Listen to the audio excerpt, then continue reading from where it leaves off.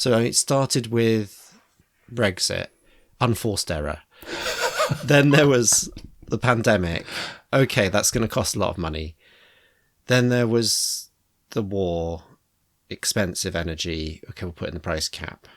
And then like things start falling a little bit apart at the seams, like lots of industrial action that you'd expect when the cost of living gets higher and higher, and there haven't been wage increases in parallel with that. And then the Queen, important national and symbolic figurehead, passes away, and the new government comes in, throws caution to the wind. And by this point, we're scraping the bottom of the talent pool barrel of the Conservative benches. We've kind of done it. Like, that is it now. There's not much left beyond this. So this is what we've got. Good luck, us. Started during lockdown, needed something to do. They looked at each other, they said, hey, I like talking to you.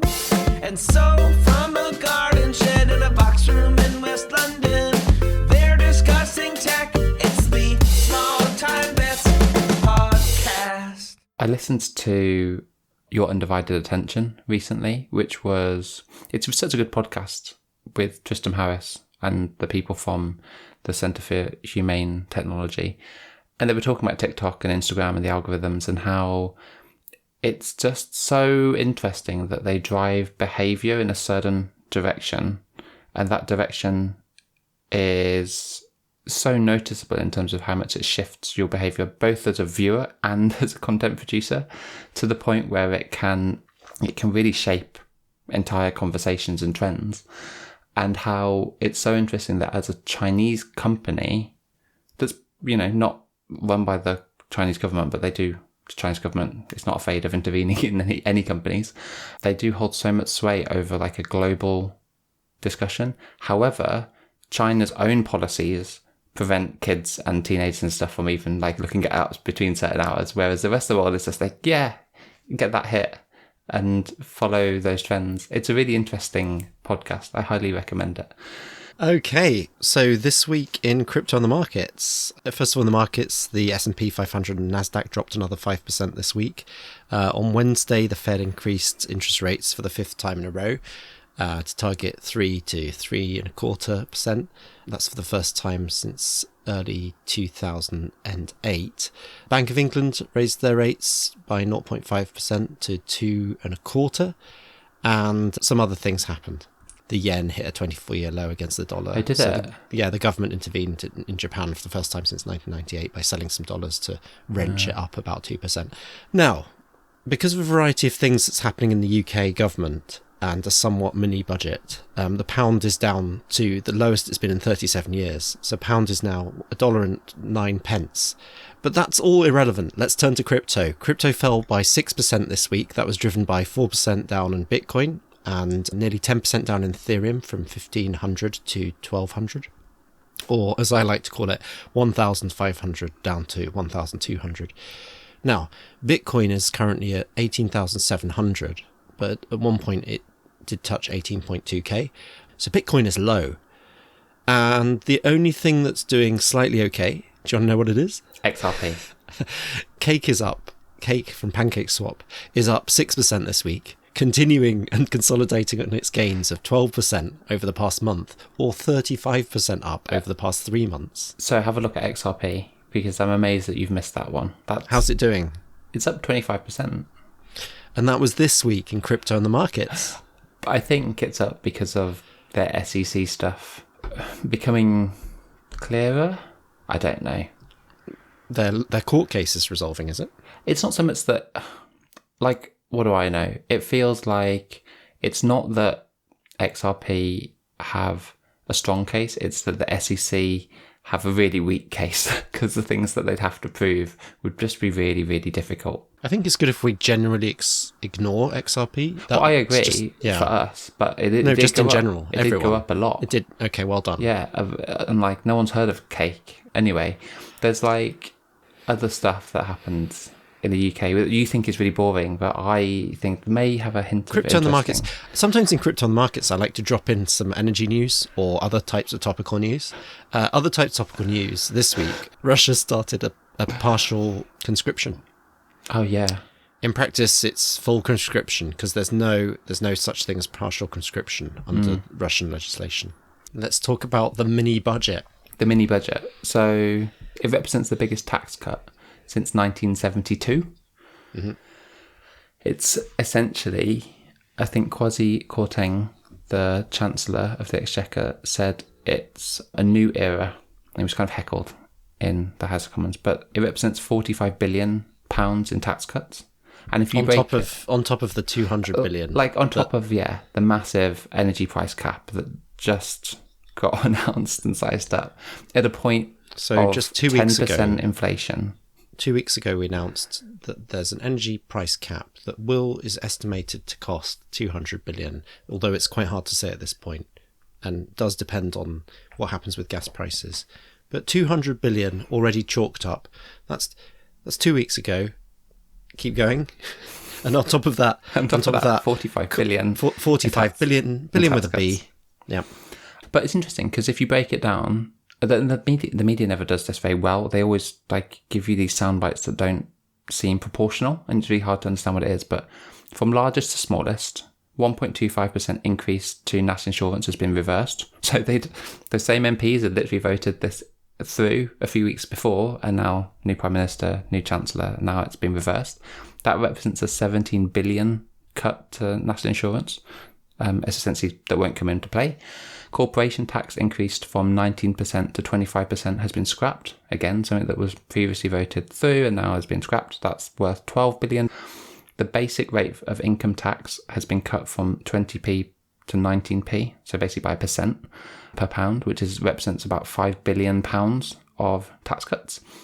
And then interestingly enough, the top rate of tax for people earning over £150,000 per year, who would have paid 45% income tax above those levels, has been completely scrapped. So that will cost £2 billion a year.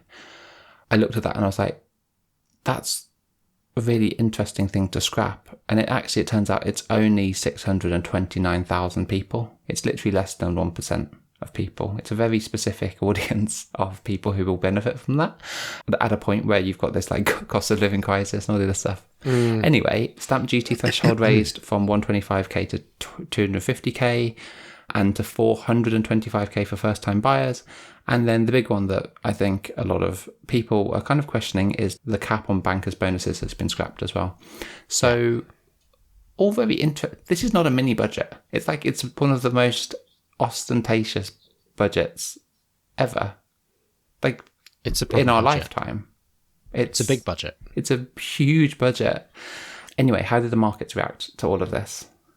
Well, the pound fell quite dramatically down to £1 equals $1.09, which is Actually mad. very low. Do you remember when it was $2.08 back in 2008? It was crazy. It's a 24-year low against the dollar. Oh no, wait, that's the Japanese yen. 37 year. it's a 37-year low. It's the lowest in my lifetime. This is a memorable moment. So in terms of kind of the hit to the confidence of the markets, we've got folks over in Deutsche Bank proposing that the Bank of England should do an interim emergency rate hike to restore confidence in the pound. So interesting what happened. The 5-year gilt yield, which is essentially government borrowing rate, rose 0.5%, literally during Kwasi Kwarteng's speech. It just went up like a rocket, like this weird crypto style chart, and peaked at just over 4%, which is the biggest one-day rise since 1991. And it means that because all of these tax cuts basically will be paid for by borrowing, and now the cost of borrowing has gone up. And the energy price cap's essentially it's a blank check for as long as it needs to be there. This is not so much a blank officially check. For 2 years, but yeah, but as in energy could go to any price. It's hard to not. Yeah, exactly. Yeah. It's open-ended. That's right. And I can't imagine people then very voluntarily go, oh, the 2 years is up now. Better go back to whatever the energy price is, if it is still high. I think this is an interesting paradigm shift.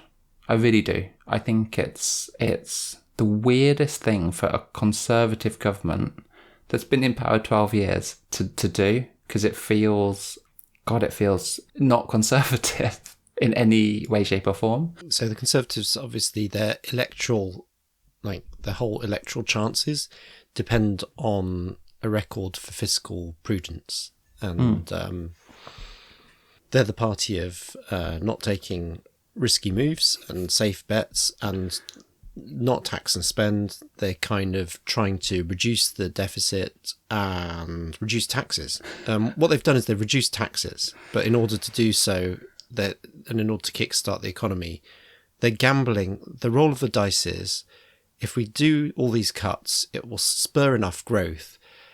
But the hole that we're going to get in order to do the cuts is a pretty big hole. We had been trying to get out of the hole. It's really weird. It's going to be one of those situations in 2 years' time when there is a general election where people might be going, oh, we better vote in a Labour government so we can have some fiscal responsibility again. like this kind of weird opposite world of UK politics. And I don't think we're alone. I think every country is probably going to be facing a similar confusion politically, as some of the policies don't really make sense in a world of high inflation, rising energy costs, post-pandemic borrowing, just all these things that just don't have easy answers. It's all the individual things that came along, It's like, if one of them on its own, a single government could have been upended and the country could have trundled along quite happily. But it was a series of 4 or 5 squalls that hit us one after the other, tipping us sort of deeper and deeper into this tailspin. And now, we're taking on water. It's not good, is it? It's weird. I think that this could be bad news. So it started with Brexit, unforced error. Then there was the pandemic. Okay, that's going to cost a lot of money. Then there was the war, expensive energy. Okay, we'll put in the price cap. And then things start falling a little bit apart at the seams, lots of industrial action that you'd expect when the cost of living gets higher and higher, and there haven't been wage increases in parallel with that. And then the Queen, important national and symbolic figurehead, passes away, and the new government comes in, throws caution to the wind. And by this point, we're scraping the bottom of the talent pool barrel of the Conservative benches. We've kind of done it. That is it now. There's not much left beyond this. So this is what we've got. Good luck, us. I love it. It feels a little bit like, was it Deutsche Bank who said that the Bank of England should raise rates? They should have an emergency interim meeting. So I feel like to raise rates to restore credibility. It's also, I know what you're about to say. There's a parallel because the Bank of Japan seems to be warring with its own government. There's there are battles going on between the central banks who are really watching inflation and wanting to raise rates versus the governments that are trying to spur on the economy. It's so funny. You've got the equivalent of the central banks are the players in Jenga, slowly trying to just find the loose pieces and slowly remove them and not upset things. Meanwhile, people are just rocking the whole tower and bumping into it, shining fans on it, throwing tennis balls at it, just anything. And meanwhile, they're oh, quickly, just gently, don't let it fall down. And everyone out there is no, we should just move it, just slide the whole rug, just move it along. Did you see what happened on Patagonia? Not as in Argentina, but as in the company. Yeah, really good news story. Really Patagonia is Chile, not Argentina. Well, or maybe it bridges Argentina and Chile. But yeah. I'm glad you brought that up. So Patagonia is a mountainous region that borders Chile and Argentina. There you go. What did you think of this whole billionaire giving up their company? Yvonne Chouinard. So Yvonne Chouinard drives a beat-up Subaru and wears kind of shabby clothes, and that's been his thing. There was some great throwaway comments in profiles of him. He said, this is remarkable. He said, "This is going to sound like a cliche, but like me, my children see every billionaire as a policy failure." I'm like, okay, well, that doesn't sound like a cliche. How are you raising your children? This is amazing. So his adult children don't want the money. Neither do they want the company. So I guess, great. So he had kind of a succession challenge, but he also had an ideas and values challenge, which is how do I make sure that this company continues to do its thing, but we're in a planet of finite resources. So hence the Black Friday ad that they took out a year or two ago that said, don't buy this jacket. They want people to look after their items, and that's why I think you can send them back to Patagonia for repair. And they have very high resale value. Yeah, they have cost-effective repairs. Incredibly high second-hand value as well, Patagonia items. So the whole business has been given to a foundation to run and to continue. It's been done in a not very tax-efficient way. So the CEO and founder doesn't get any tax benefit. Most people would. The reason I wanted to talk about it is I actually thought this was the thing that was so... Some people are skeptical or cynical or call it in bad faith as like just tax evasion, but I think it's a really interesting, almost like progressive billionaire flex to basically, instead of selling your company and then donating the money to charity, and then by selling your company you have to pay tax on it, right? So he hasn't done that. He's put it into the Holdfast Collective, and the actual family keep just 2% of the shares in the little family trust. However, they maintain 100% of voting rights with that 2%. So they still direct the company. But it's interesting, you don't need to pay as much tax that way. So they've only paid tax on the 2% transfer of shares. Good way to give up your company whilst retaining all the control, and the money goes back to the collective where it can be used. And that's the interesting thing, right? 501c4 is set up in a weird way that allows it pretty much unlimited political donations and no taxes. So they can, they have that whole agenda that they want to actually save the planet. They can actually do that much more effectively as this Holdfast Collective than they could as Patagonia, a privately held company. And that's what I think is really interesting here, that kind of started like a dark money political campaign through Patagonia, which just goes on to bolster the brand whilst being extremely tax efficient.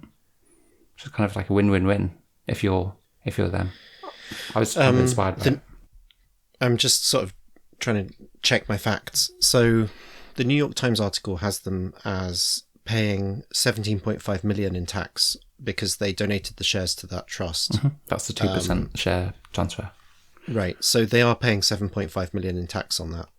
And in addition, because it's been gifted to Holdfast Collective, and that's allowed to make unlimited political contributions, there's no tax benefit for the donation. So normally making such a large charitable donation would allow you, I see what you mean, in other cases, to not be, you could write it off against your future tax liabilities. That's true. They haven't done that, and that makes them quite exceptional. But also, the reason you could write off those taxes is because normally if you sold it and then donated it to a company, they'd have paid 700 million in taxes because you'd have to sell the company to do that. So yeah, I think there is a level of this really smart tax efficiency. There is, but there's also, but you're somewhat undermining the chutzpah of a guy who's been able to say, here's my business that I built up inadvertently almost to a $3 billion enterprise, and now I'm going to give it away, and I'm not going to get the $3 billion. Oh no, I'm not trying to undermine that at all. I think that's why I think it's quite inspiring, because they retain the control of the company. 100% of the voting rights remains with the family. So it's still a family-run business. the profits and how those profits are spent is the Holdfast Collective, which is exceptionally tax efficient because you've basically created a collective that's now a not-for-profit organisation. So they have the ability to not only invest in Patagonia, the organisation and the brand, but also to donate money to all of the causes that they actually want to see and save the planet. And it was interesting. He was quoted in the New York Times as saying, hopefully this will influence a new form of capitalism that doesn't end up with a few rich people and a bunch of poor people. And, you know, there's that whole, like, what is it, that pledge that all the billionaires have taken to give away all their money? And actually, I think this is a really good way of doing it. It's kind of like, it's actually a much better way in some ways. That's probably up for debate if you're Bill Gates and you have a foundation and all this other stuff. But this feels like a very quick way of doing exactly what you said. Like, basically giving away your company whilst not actually, or giving away the wealth of the company for better causes without really giving away the company, if you know what I mean. Yeah, I hear you. I don't respect the stock market at all, he said. Once you're public, you've lost all control over the company and you have to maximise profits for the shareholder, and then you become one of these irresponsible companies. Speaking about his grown-up children, they felt very strongly about it. I know it can sound flippant, but they really embody this notion that every billionaire is a policy failure. If he keeps saying this thing, it's going to cause a lot of problems. I love it. I think it was a really interesting story, and the best part of it is it's like the best advert for the brand as well. Like, it couldn't be more on brand. And then, you know, for people who like Patagonia, it's like yet another virtue signal for the brand, but without it feeling crass or forced or just for the marketing sake. It's actually kind of like, wow, that's a really smart thing where you're using the legal framework and policies and the tax efficiency of it to basically create an organisation that is going to try and save the planet. Do you have a not a sponsor? You remember how last week we were talking about far infrared heating panels? Oh, yeah. Possibly the week before last, as a kind of energy efficient way to get through the winter, the European winter. You see what's behind me over my shoulder? That is a far infrared heating panel, which warms me like the sun on my back, a gentle warming heat, and I've attached it to my wall. It's quite small. It's like 30 centimetres by 60 centimetres. This one is 60 by 60 centimetres. Oh, interesting. And very light, just attached to the wall, and it will take half the energy of what I was previously using, which was an oil-filled radiator plugged into the wall. So that literally radiates just to you. It's like it like radiates. So I've been reading about infrared far radiation since you told me about it. And it's important not to get the short or medium wavelength. If you get the far one, it basically just kind of gently warms you without being that hot itself. It somehow heats you from the other side of the room. It's a very nice, gentle warmth. It doesn't dry out the air or send convection with like dust and bacteria through the air and wave currents. It's just a nice, gentle, incredibly energy efficient way to heat a space. And that's this week's not a sponsor, the Kiasa family-run business. What's it called? Far infrared panel heater. And a link will be in the show notes. This one cost £92. Oh, wow. Cool. But there's also ones that are available half the size you can get for £70. That's really good. Cool. Great not a sponsor. Thank you. Is it the time for This Week in Crypto? Okay, This Week in Crypto. Did you see the SEC snuck in this like thing about Ethereum? Like really, like in the middle of essentially a pointless case that they've pretty much got a slam dunk for from the ICO days. They just snuck in this nugget about Ethereum validator nodes, majority of them being in the US. Therefore, it's SEC that needs to regulate it. It's our jurisdiction because the majority of nodes reside within US territory. And everyone went, huh? That doesn't seem to have anything to do with this ICO case. Oh, interesting. Okay, so they're saying the jurisdiction, they're trying to argue it from like a sort of sovereignty perspective rather than from... Because up till now, the problem with the SEC has been it's been unclear what regulatory agency is the right one to really do, for example, Ethereum.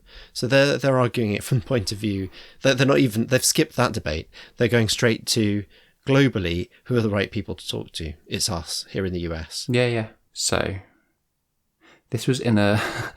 do you remember Ian Bellina? It was like a famous crypto influencer back in the 2017, 2018 ICO market, just shilling everything and just getting paid for it. So in the lawsuit against him, where it's a slam dunk case. He basically was getting paid to shill random crappy projects, and that they all went bust. He just took big payouts. So they then snuck in. The US-based investors in Bellina's pool irrevocably committed to the transaction when, from within the United States, they sent their ETH contributions to Bellina's pool. At that point, their ETH contributions were validated by a network of nodes on the Ethereum blockchain, which are clustered more densely in the United States than in any other country. As a result, those transactions took place in the United States. It's like, what? How did that get snuck into this random, relatively easy to win case? And so you've got this really odd situation where like the crypto community pretty universally hates Ian Bellina because he's just a scam artist chill, and are very happy for the SEC to prosecute him. But because they snuck this kind of arbitrary and pointless little nugget in, you've now got people rallying to the cause of this case to defend him just to make sure that they take that passage out, because it sets precedents that is just completely bonkers. Like, that's not something you want legal precedents over. The density clustering. The density of the clustering means that the transactions took place on US soil. Yeah. I mean, is it the density? No, everyone's like, huh? That's not how. Let's move on. Anything works. Jonathan, it's time for This Week in NFTs. This week in NFTs. I'm excited. Tell me. So you've got here, will Wagmi-san move to the other side? You want to talk about something like, will the Wagmi... So I think what you're saying is, like, there's this thing, it's called 10KTF, that we've been following along, and it's been heralded by many people as, this is like the Disney Pixar equivalent of storytelling brought to Web3. So they're really doing it. They're really doing storytelling. And the people behind it are Gayasari and Beeple and the We Knew crowd.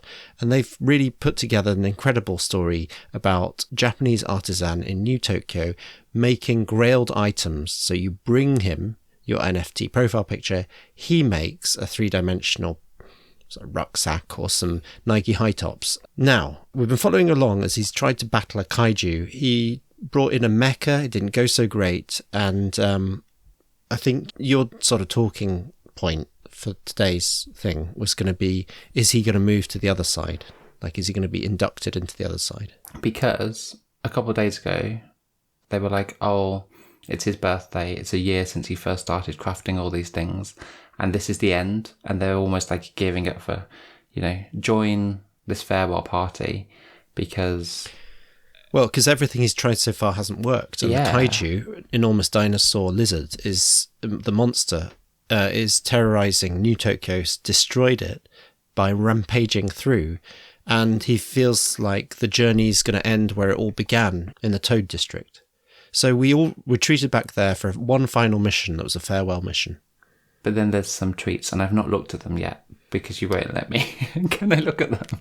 Okay, watch them in order. Right, so... 21st of September, the Toad saying, but if there ain't a city left, who's going to pay me protection money? Then, 22nd of September, of course, the last place the kaiju hasn't destroyed is the Toad's district. Won't be long now, I suppose. And you've got the wolves who are in there. Then you've got what looks like Wen Moon with her hands in the air, surrounded by post-it notes and various things, and the plan, saying the mech was our last hope. Why did we all think that no mech was going to work? Sure, we didn't do any research and it just aped into the idea, but the roadmap and branding had a nice ring to it. That kind of thing always kills, but maybe things like that won't work anymore. Very sad. And then straight after that, you have, it looks like a Bored Ape, but in shadow, so you can't really tell who he is, saying, even if we make it through this mess without the mech, a new plan will be needed once New Tokyo lands. I might need the old man around for a bit longer. So I guess this is the mastermind behind it all. This Bored Ape that no one actually knows what they look like. Oh my god, there's so much to this. Then the next tweet, we've got a really sad Wagmi-san just looking down at the ground in what looks like New Tokyo, saying, I thought the kaiju would have come for my old shop first, but here we are back in the Toads district for just a bit longer, where my new beginning started and where my end begins. It's very sad. This is actually getting really sad. Where is this going? And then, oh, this looks like the Toad boss. So he goes, all right, crybabies, I told you the mech was a lousy plan, but listen up, I always got answers. To fight ultimate power, you'll need a little ultimate power. Meet me at battle.town. Ooh, what's next? Oh my god, there's a video. Okay, I need...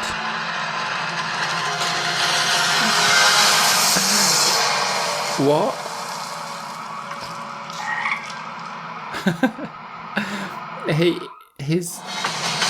So his cat got brought back to life.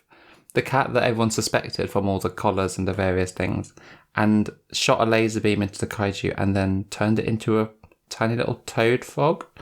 What? And then now watch the one that looks like a landscape. So then, well, there's the next one saying, my friend, it was good to see you again after all these years. So he's got his cat. Everyone suspected the cat was something to do with it because there was always cat collars lying around the shop. And it was a bit strange. Oh, this is interesting. Yeah, that's what you have to watch.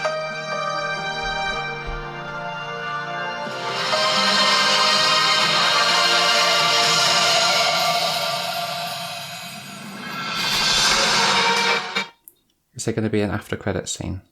Are they doing the full Disney? Wagmi-san will have a cup of tea waiting for you in season 2. What? So now, if you go back to... Yeah, if you go to 10KTF, there's just a landscape that you saw in that footage.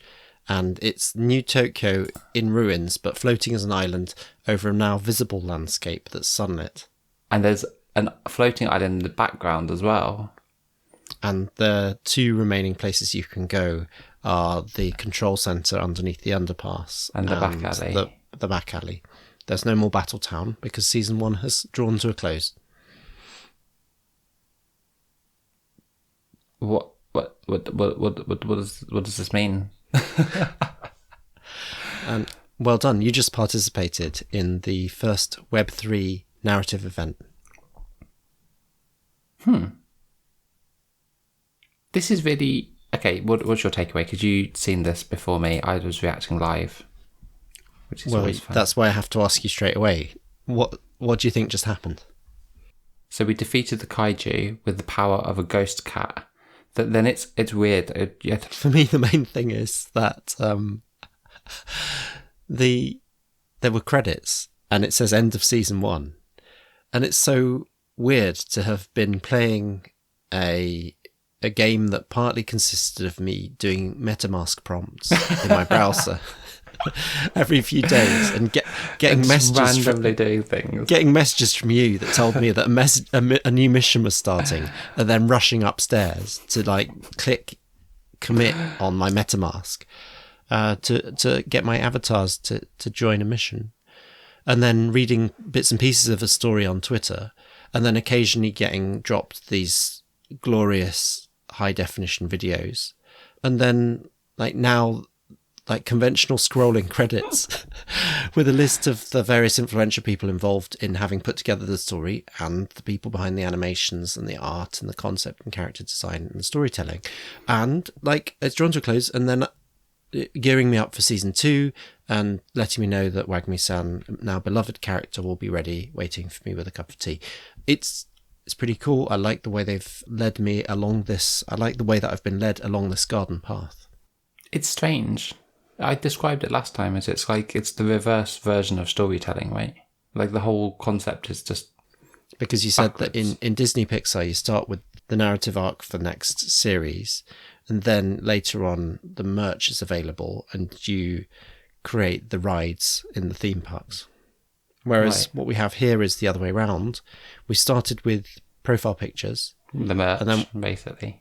and we built a narrative universe which they inhabit, or we watched as such a universe was assembled around us. And then it turns out it's into seasons.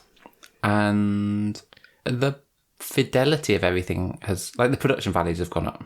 You know, when you first start watching a TV series or a cartoon series, so like the pilot to Rick and Morty, and it just looks like, Simpsons, great example, like the first Simpsons, really scratchy drawings, and then you get to seasons like 5, 6, 7, and everything has just gone up in value, and they've got good at like producing it. It feels like that throughout season 1. I'm intrigued to know where it goes with season 2, because the people involved in this are kind of big budget people. And you know that they're on the whole ApeCoin ecosystem. Yuga are involved, Kiasa is involved, Beeple is involved. Like, there's a lot of... I didn't go through all the credits, I'll have to look through it later, but they've obviously got some talent in this team. I think there's a good potential in season 2 for more creativity of how you interact. Like you said, the interaction is very much... You go into MetaMask and you literally just sign a MetaMask prompt. That's it. And that's you done. What it really amounts to economically is you're participating, and by doing that, you essentially won't be selling whatever the NFTs are, right? It's kind of the way of virtually staking by just saying, I'm going to join this mission. That's what it's really acting as. It's a inhibiting supply. It would be interesting to know if they build in other mechanics to it. I was saying to my brother when I caught with him the other day that this idea that you have to sit in an immersive metaverse for like 10 hours a day to really engage with stuff is just bonkers. Like, people don't have that time, and also that's not actually fun. It's amazing how much fun this has managed to create by a 4-minute interaction once every Thursday. And then you just wait for the video or the tweet or the thing or the random Discord hilarity of dance parties and all of the stuff that fans get up to, without needing a constant flow. It's quite refreshing. And there's a community behind it as well, which is nice. Yeah, really active community. What's your takeaway on the season as a whole? I feel like we're discussing a TV show. Season as a whole. No one expected a kaiju. Like, this is very weird. Everything went totally surreal. Like, it's a mishmash of genres. The ghost cat, the kaiju. Yeah. It's got a lightness of touch to it, which means that it can kind of pull off genre mashups in that way. So, example, it went into a kind of gothic witchcraft thing when the kaiju was summoned. Kaiju is like cartoon-like amidst a very neon realist Tokyo. When the Lamborghini was traveling through Tokyo and doing a barrel roll, that was very kind of realistic. But when the cat was jumping, it was very anime. When the toad, when the kaiju reverted to being a small toad creature, it was very cartoonish. And all those things, it's got enough lightness of touch that it can kind of get away with mishmashing all these different genres. Like I say, I feel like I've been part of something. I think if you look back or try to describe in retrospect season 1, you'd say it was all a bit patchy, but that doesn't adequately reflect the effect of being in something which you don't know what the hell it is or what's going on, and it gradually reveals itself. Remember, there was that one Zoom call where they were going to present, and then they had to cut short the transmission because something was going on at Wagmi-san's shop, and they were nearly going to show a massive pitch deck, equivalent to the leaked pitch deck from Yuga Labs of the 10KTF journey, and it was like a tongue-in-cheek sort of satirical undermining of what they'd done. So it's fun. I like how they've done it. That had all those kind of different elements to it. You forget now. The way they've done it, and so many, but it is also quite patchy. Yeah, but so many different art styles as well. Like, they haven't just stuck to like one. You'll notice in the credits that's called out. So the initial like pop up comic book style sketching gets called out cool. in the credits as a design. What? Okay, so final takeaway. I'm on the 10ktf.com site, which I think anyone can access, right? You can just go to it and you'll see what we're seeing, which is the floating city now. There's a backdrop, like it exists somewhere, but also there's another floating city behind it. And there's also these floating shards in the background. And I just wonder, like, how much of this is linked to the other side? That was what I wanted to speculate on, because there seems to be, they look like other side land deeds, like just the fact that they're these floating blocks of land, and already we know that Yuga are involved through just the people and the connections. A lot of the Yuga IP is already part of it. So the Bored Apes, it's the interesting Mutant Apes, that the CryptoPunks, the Meebits. It's interesting that the ape in silhouette is musing to himself, even if we make it through this mess, without the mech, a new plan will be needed once New Tokyo lands. So is that island actually going to land? And is it going to land in other side? And therefore, the kaiju, the ape was worried about the kaiju then roaming around in other side. I have no idea. I have no idea how it all fits together, but there seems to be a wider narrative arc to this, and a couple of the people that I know on the different Discords that actually work at Yuga have suggested that, like, they're going multi-year narrative in this stuff. Like, they're not, because of crypto cycles as they are, you can't, if you burn out quickly, like release, just give people everything every week, you'll just burn out and it'll just die. I think there's an element of, that makes it sound like a Ponzi, doesn't it? there's an element of this which, like any good brand, is thinking years ahead of like where everything culminates. And I do think this is one of those interesting ones that does have all the elements of Pixar and Disney and games and like Fortnite epic, you know, storytelling that they did by collaborations with, if you think about what Fortnite did, we'll have a collaboration with the Avengers and Marvel, and you'll have like a Thor skin, and you'll have like a Captain America skin, and they did all of that through Fortnite. There are parallels with the gaming collaborations. They've just done this with NFT projects, right? But I can very easily see this being part of a multi-season plan that spins off into graphic novels and film and gaming and the other side, and like a whole load of other things as part of a bigger brand, because it's quite right. And even real physical items, right? Because they've been very specific that there's no physical items yet. They've I don't think that's a teaser. I think it's actually, they're obviously Nike Air Force Ones. They're like it's obviously a Herschel bag. They've been very specific that they are working with these companies, or at least permitted to use their intellectual property and slap an ape on it. So I think there's a much bigger narrative in this one that in years to come if will come Snoop true. can take one of the apes that he happens to own and turn it into a dessert restaurant franchise, then what could you do if you owned an entire tea shop in New Tokyo? Yeah. Who knows?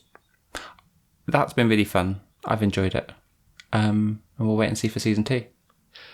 Excellent. So I'll be away for a while, and we'll talk in about 2 weeks. 3 weeks. 2 or 3 weeks, yes. 2 or 3 weeks. Cool. Okay. Enjoy your break, and I'll see you soon. Great pod. Thank you. Bye. Started during lockdown, needed something to do. They looked at each other, they said, hey, I like talking to you. And so from a garden shed in a box room